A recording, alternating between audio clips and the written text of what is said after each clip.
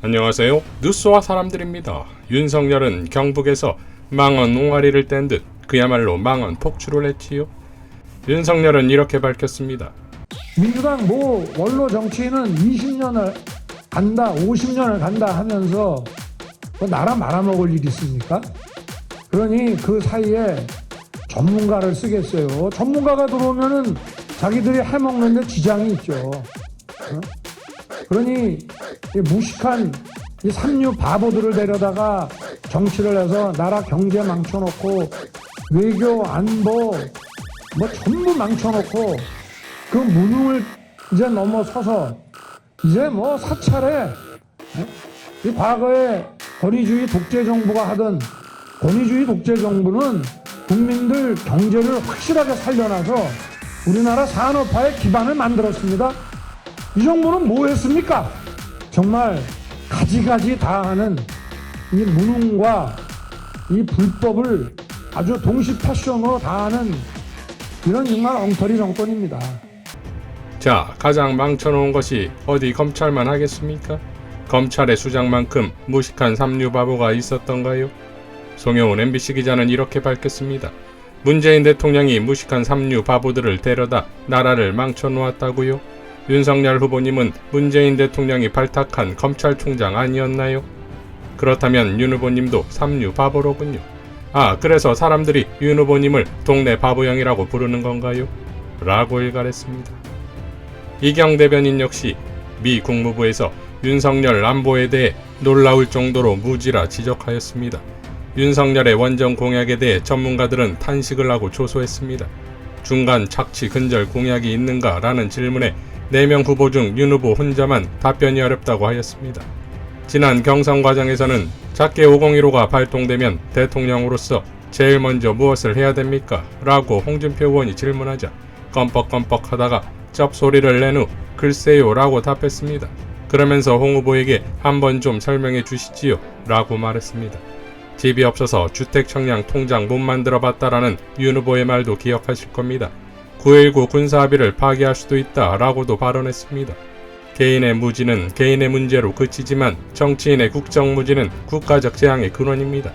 탄소 감축 목표 하향도 주장하였습니다. 탄소 감축은 국제사회의 목표입니다. 지도자의 무지는 국제사회 고립을 자초하고 나라 경제를 망치는 길로 인도합니다.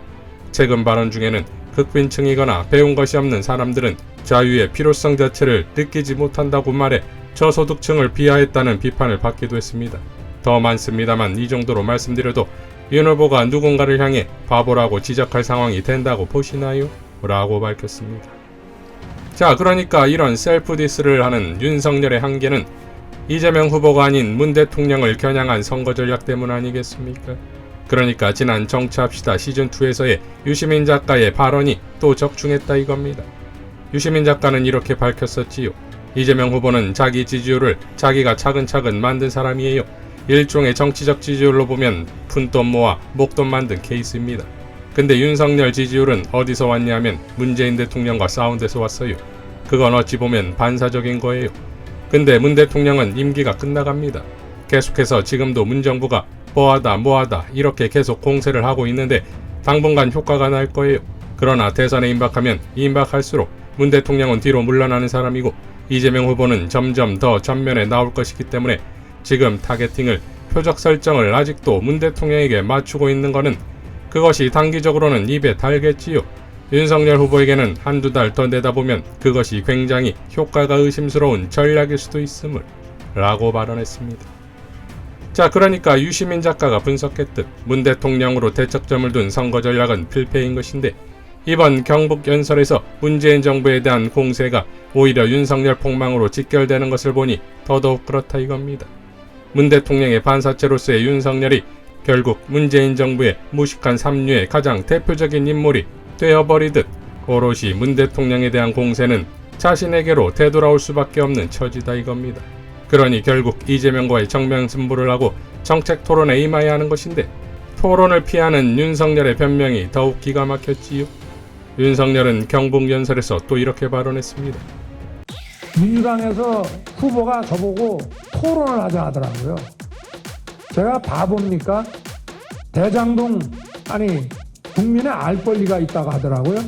대통령 후보가 어느 정도의 그 비전과 정책에 숙지되어 있는지 국민의 알 권리가 있다 하더라고요. 토론을 해야 된대요. 국민의 알 권리를 얘기하려면 대장동과 백현동의 진상부터 밝히고 또 민주당 후보를 둘러싸고 있는 이런 음습한 조직폭력배 이야기, 잔인한 범죄 이야기, 그런 것을 먼저 다 밝히십시오. 국민의 알 권리는 그게 우선입니다. 자, 반면 이재명 후보는 토론을 피하는 윤석열에 대해 이렇게 발언했지요. 원래 품격이라고 하는 게 있지 않습니까? 일국의 대통령이 되겠다는 유력 후보, 그렇게까지 하실 필요가 있나 생각이 하나 들고요. 하나는 역시 직업의 특성이 있지 않습니까? 예를 들면 어떤 사람은 자기 전공 분야로 세상을 보거든요. 평소에 했던 대로. 그분은 특수부 검사 출신이잖아요. 단정하는 경향이 있지요. 내가 보면, 딱 보면 알아. 이런 것도 있고요. 특수부 검사들 특징 중 하나가 있는 죄도 만들고 없는 죄도 만들 수 있는, 죄도 덮어줄 수 있다고 믿는 무소불위의 특권의식 같은 게 있습니다. 자기들은 다 할 수 있다. 누구나 털면 나온다. 이런 생각들이 있는데 저를 아무 근거 없이 그렇게 표현하시는 걸 보면 특수부 검사의 묘한 평소의 특성이 나온 게 아닌가 좀 걱정되긴 합니다. 토론도 거부하고, 이 토론 거부라고 하는 것은 민주주의 사회의 핵심 중 핵심인데 의견이 다를 수 있잖아요. 민주주의의 요체는 다름을 인정하는 겁니다. 다를 수 있잖아요. 세상을 보는 시각이 상황도 다르고 그걸 하나의 결론을 내야 되는데 국민들이 결국 결론 내야 되고요. 양쪽을 다 보여드려야지요. 비교할 수 있는 기회를 줘야 됩니다. 비교할 수 있는 기회를 피하는 거잖아요. 그런데 제가 토론을 거부하되 권한은 행사하겠다라고 하는 얘기는 다른 사람 얘기 안 듣겠다는 얘기일 수 있고요. 불편해하는 것 같습니다. 민주적 절차와 과정을 좀 더 그런 느낌이 들고요. 토론하자는데 예를 들면 특검을 받으면 토론하겠다. 이 두 개를 붙였는데 그 둘은 아무 관계가 없는 거거든요. 둘 다 해야 되는 겁니다. 특검도 해야 되고 토론도 해야 되는데 특검하면 토론을 하겠다 하면서 사실상 특검을 발목 잡고 있거든요. 라고 발언했습니다. 자, 말의 논리와 근거로 보아 그 품격은 하늘과 땅 차이지요. 김성애 대변인은 이재명과 윤석열이 함께 있는 영상을 공유하며 막상 앞에서는 아무 소리 못하고 어디 가서 한 장 걸치면 17대1 무용담이 줄줄 쏟아져 나오는 그런 사람이 있다. 내가 기자면 점심에 뭐 먹었는지 점검해 볼 것 같다. 낮술 했어도 문제, 맨정신에 했으면 더 문제. 전우영 역사학자는 우리나라 헌정사에서 대통령 후보가 다른 후보를 향해 가짜다는 말을 쓴 적은 이제껏 없었습니다. 피의자를 사람 취급하지 않는 생활을 오래 하다 보니 대통령 후보도 자기 앞에서 떨고 있는 피의자로 보이나 봅니다. 대통령 후보더러 가짜다고 하는 사람이 평범한 사람을 사람으로 대하리라고 기대하는 건 망상입니다. 라고 밝혔습니다. 김필성 변호사는 다들 사법시험 붙은 사람들이어서 한 말씀 드리면 문재인 대통령은 연수원 차석, 사실상 수석이었고 정확하진 않습니다만 이재명 후보는 최연소급으로 사법시험에 붙었다고 들었습니다. 사법시험이 유무식을 가르는 절대적 기준은 아닙니다만 구수하신 분께서 이런 식의 말씀을 경멸조로 하시는 것이 그리 설득력 있어 보이진 않습니다. 라고 밝혔습니다. 최강욱 대표는 무식한 삼류바보 가짜다. 가늠이 안 되게 무식한 자가 할 소린 아닌 것 같은데 퍼스트 레이디도 모르고 멤버 유지도 모르는 주제에 이어 그렇지 대선 필요 없어. 그대에게 필요한 건 수사와 재판 그리고 패가망신뿐이야. 이어 사과도 필요 없고 토론도 필요 없고 당대표도 필요 없고 대선도 필요 없고 외교도 필요 없고 안보도 필요 없고 통일도 필요 없고 평화도 필요 없고 상식도 필요 없고 공정도 필요 없고 부적이랑 정치검사만 늘 필요하고 라고 일갈했습니다.